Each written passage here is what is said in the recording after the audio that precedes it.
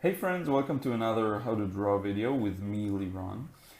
In this video, what I want to do is talk about how to carefully and accurately observe objects and sketch or draw them as they are. Some people, when they begin their process of drawing, they get overwhelmed. You look at an object and you can't really understand where to begin, how it looks like, how do I want to draw this. Some people have the problem of drawing what they think they saw, so basically they look at the object and then they just discard at some point what really is there and just go with their memory, which is fine, but if you're going for a look that sort of tries to replicate the essence of how the object looks, you may want to be more accurate. So let's begin I'll basically verbalize the process of thought that goes through my mind when I draw such things. And we can begin, just let me make sure that the camera is all good. Yeah. Okay, we can go. We'll begin, what I do is start with the most prominent feature that I see. In this example, I think I'll start with the top line representing the roof. Now, we can see that it's mostly horizontal, perhaps at a slight angle downwards. Now, this is going to set the tone for the rest of the sketch in terms of how much space I take up here. So I may as well just indicate for myself the dots where I want to work. So let's say I want to start it from here and sort of end it around here. Now the thing is, we need to remember that because this is a slightly horizontal, but it has a low angle, we won't draw the next dot completely to the right, but maybe go just a bit down, like this. Now we're basically playing connect the dots, so I'll just go ahead and connect them. First line, hope I don't mess this up too much. Let's go. Okay, looks good. Mostly a horizontal line. Sorry, yes. So now, when we want to get to the next lines, what we want to see is basically compare their lengths. So we have this one, the first line that we drew. Now we can take a look at this one. And I'll just try and measure up with my fingers how much of this one goes into that one. So we have 1, 2, and a bit more. Okay?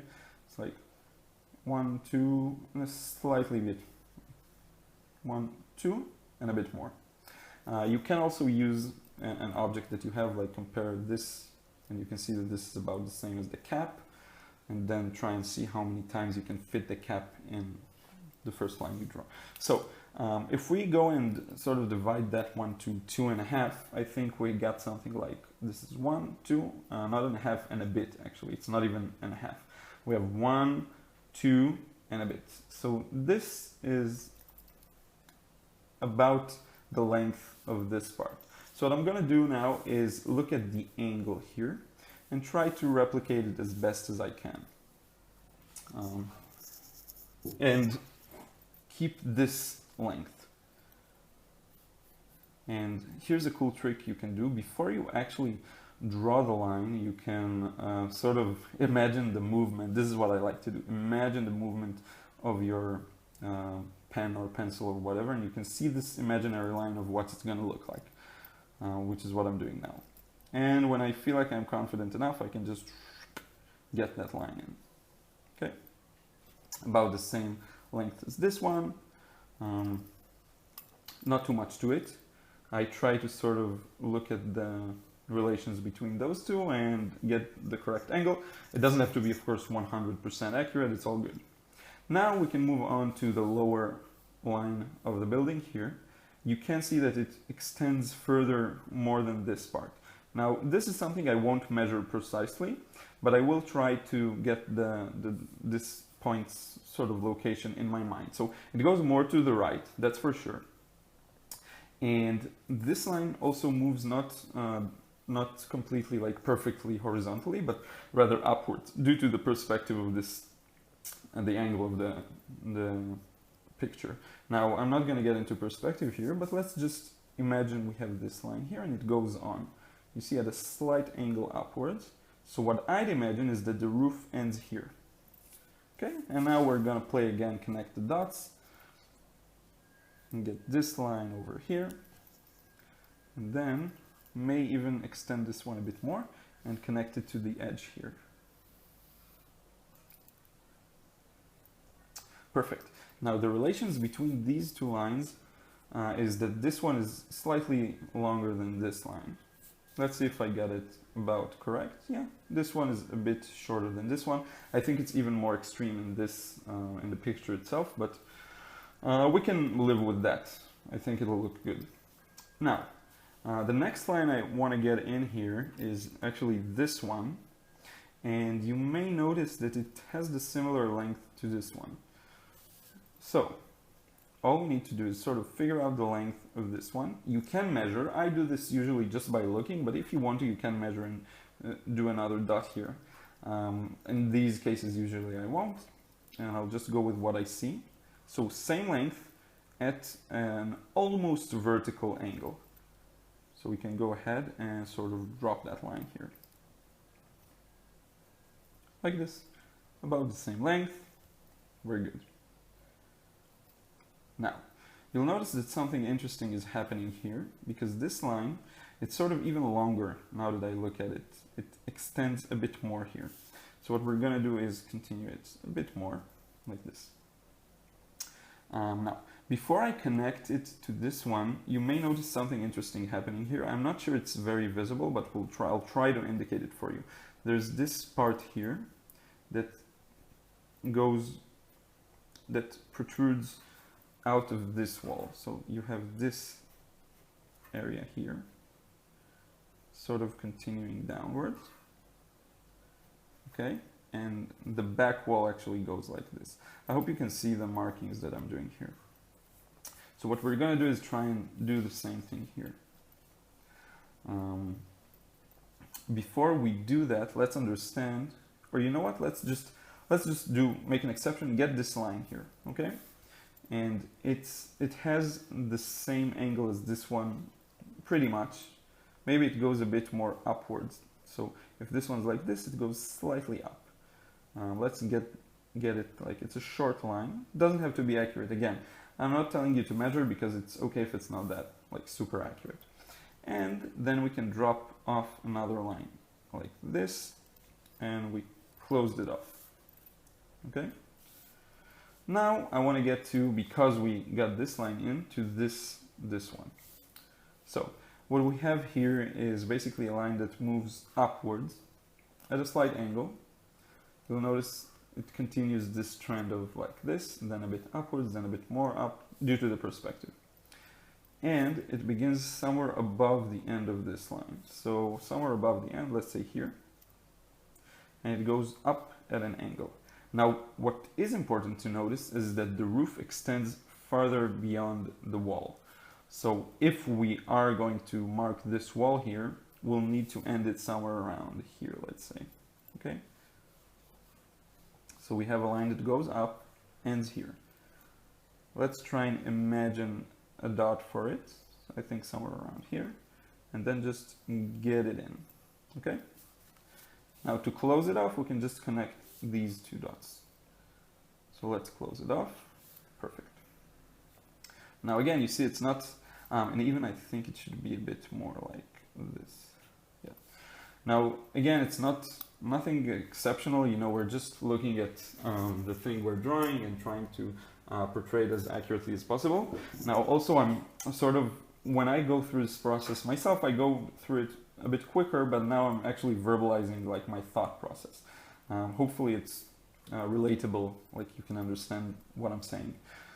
Okay, as for this side of the building, what I see is basically two lines that sort of close off this section here. I'll try and get the angle here correct. This one, you see it's not the same as this roof, because this roof goes like this, it goes a bit more downwards. And I think this is pretty much where they meet. So what I'm going to do is draw the first line, like this, and then extend the second one upwards. Now I'm not going to close it off yet, because there seems to be a part of the roof that goes over it. So let's go ahead like this. And you can see this line as well. It's the same as this one, just from the behind the building. So we'll close this off as well. And there we have it. The shape of this left side is basically done. We can move on to the right side here.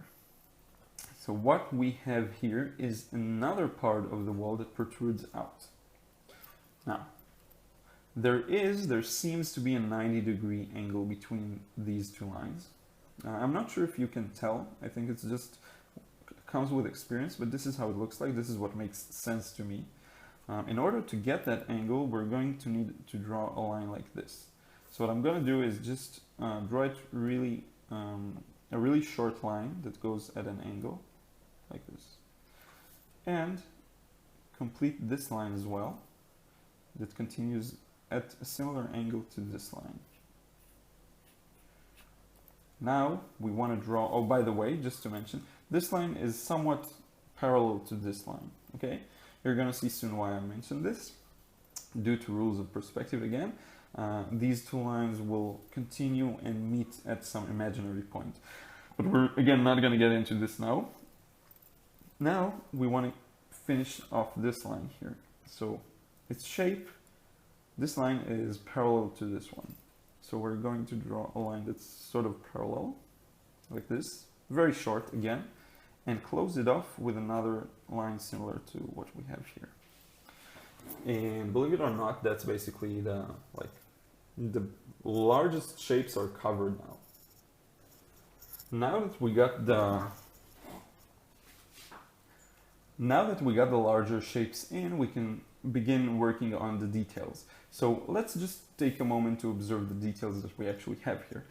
We have the door, the windows, the roof itself is full of, you know, the shingles, and this top line here, we want to get all of those in, and maybe like just indicate some of the rubble and things that are thrown around, just to sort of connect it to the scene. Okay, I'll begin with the door. It's about the center of this whole section, the whole front side of the building. The center, I'd say, is about here. You can measure, there is an accurate way of measuring. You can draw an X from the corners and like the center will reveal itself, but we're not going to get into it now. We're just strictly observing. So the door will be around this area, and we'll use two lines that are somewhat parallel to these lines and a line at the top that sort of closes it off. So if you want to make life easier for yourself, you can mark the spots like here of where the door is going to come. This is something I do a lot, just with a more subtle hint than that. And we'll begin with a line that's sort of parallel to this one. Extend it upwards. Then continue with another one here. And close it off with another one here. Now my line work isn't, isn't perfect here, but it's okay. Trying to get the general shape and angles correct, so I apologize if like the lines are a bit messed up. I can try and make them like more in one go. So now we're looking at the inner parts of the entrance. Now, because we're looking at it from an angle of left upwards, and how do I know we're looking at it from a left side? Because we can see the left side of the building, okay? So because this is our angle, we can see the right and bottom parts of the door, okay? So how do we get those in? If you pay close attention to the picture, you'll see that there is a line here, and then sort of two parallel lines. This one is very subtle because this is just the entrance. You don't even have to get it in. But let's see, I'll show you what I'm talking about. There's a very subtle line here, which is parallel to this one, and also to this one, okay? And then one line that's parallel to this one, and another very subtle line that's parallel to the entrance. That's all there is to it. This entire part is going to be darker because it's like more inner. And that's it with the door, basically. Now let's move on to the windows. Now, because we got the door in, we are having an easier time with the windows. You can see that the top part of the door is somewhat close to the top parts of the windows. We can just use this imaginary line to get the windows in. So if we continue this imaginary line, we'll see that the window is somewhere along here. And then we'll use a line that's parallel to this one, and another one, and close it off with a line that's parallel to this one. Because the window is on that plane, on that side of the building, it sort of adheres to the rules of that side. So these lines are going to be parallel to this ones, and this ones are going to be parallel to this ones. Okay? And the same thing happens exactly with the door. So we have this imaginary, not imaginary, rather, it's a real line, and then one here, and one here. One window, the general shape is done. Now for the next one. We have this one like this, downwards, same line as the bottom of this one, so it's about here, downwards, and we're done. Another shape of the window, take this line, two parallel lines, that's all there is to it. Now you can see the shape of it starting to build. If we do go into the details of the windows, which I think I won't do now, but rather in time-lapse when we end this, you will notice that there's the division of the glasses and also the frame around it, like very subtle. We'll get that in a few moments. As for the roof, we have this sort of a chimney, I guess. We can indicate it just by drawing a few simple lines. It looks like it's made of wood or something that's a bit broken. So I'm just going to imitate its rugged look. Sort of breaking into it like this. I think that's good enough for now. And there is one thing I want to get here. You see that there's a darker area at the bottom of the building. Let's get that in. So again, it goes just with the same rules of all of the planes that already exist on the building. Meaning, this line is parallel to this line. This line is somewhat parallel to this line. This line is somewhat parallel to this line. We're just doing the exact same thing, only a bit higher. So let's begin with the very right edge here. I'll do this by drawing a parallel line, like this. Now I'm changing the angle and drawing it here. Now I'm changing the angle and drawing it here. Now I'm continuing it over there. And because it goes around in a place that we cannot see, it continues about here. A little lower, because this part protrudes, extends outwards. Okay? And there is this sort of a division here, like this, and like this. Not really a must, but I'd say let's get it in here. Now all we have to do is work out the details of the windows, the roof, and maybe some basic shading here. So let me get into those in time-lapse. I will explain. Basically, the shingles begin by following this direction of the line and slowly extending outwards to follow this direction. Tack, tack, tack, tack, tack, tack, tack, tack, all the way here. There is this straw thingy.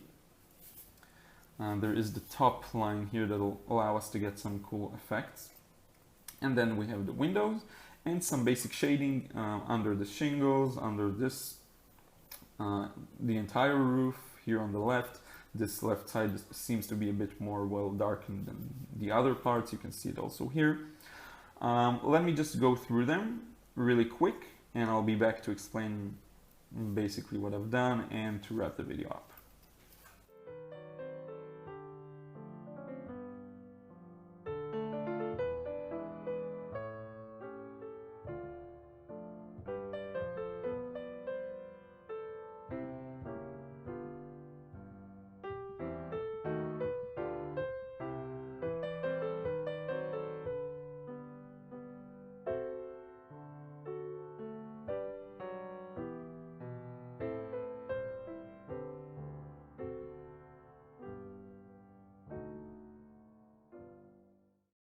Okay, so I've got some of the windows details in and the roof.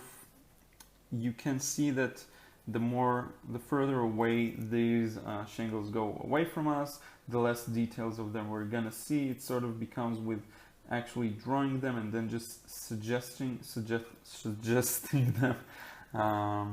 And and now I'm just working on the shading of the rest of the parts here. I'm beginning by darkening the windows completely. This one is rather dark also, so I can just get it in like this.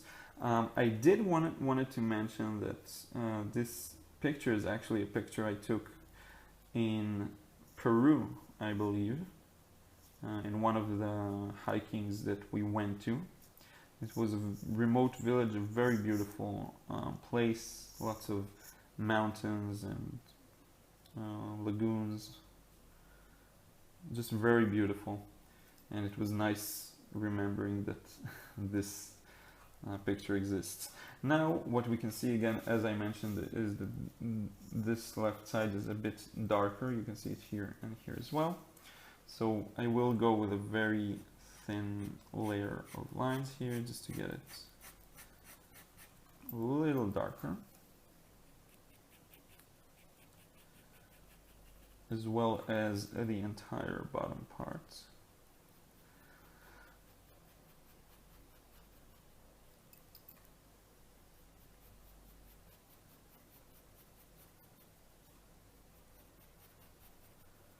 Like this. And for the entrance, basically we want to just blacken the whole thing, I think. So I'll use a thicker marker for this. I'll cheat a bit. Now we can also see shadows on the inner parts of the windows and all of that. So I'm just going to go in with a layer and basically darken the whole thing here as well as here. And that's basically it. Hopefully this video was helpful to you. As you can see, it's not like, it's not terribly hard. It's very simple to sort of look at an object and draw it just the way it is. It does take some practice, and in the beginning it can be a challenge to sort of disconnect from what you think you see and just go ahead and really observe the object and sort of draw it the real way it is. The main advice here, I think, is to sort of disconnect yourself from the entire shape of the object and not to get bogged down by the details and all of that. Is just to try and see it as the individual lines that compose it and not as this big scary monster that you have no idea how to approach. So this is what happens here. We're just going at it step by step, dividing the work process to just, begin working on the most prominent lines, then measuring in our mind, or like actually measuring with an object to see the lengths when compared, the angles. Again, it's a process that if you want to get your sketches to be more accurate, it's really beneficial to go by this process. That's it. If you enjoyed the video, if it helped you, please subscribe to my channel. I want to use this opportunity to say thank you. I've passed 600 subscribers, which is, wow, like crazy in the last week. So thank you so much for your support and help. And I'll see you in another video, hopefully really soon. And feel free to drop a comment, ask a question, or even request a video if you have something that you want me to focus on. And I'll see you soon. Have an awesome week.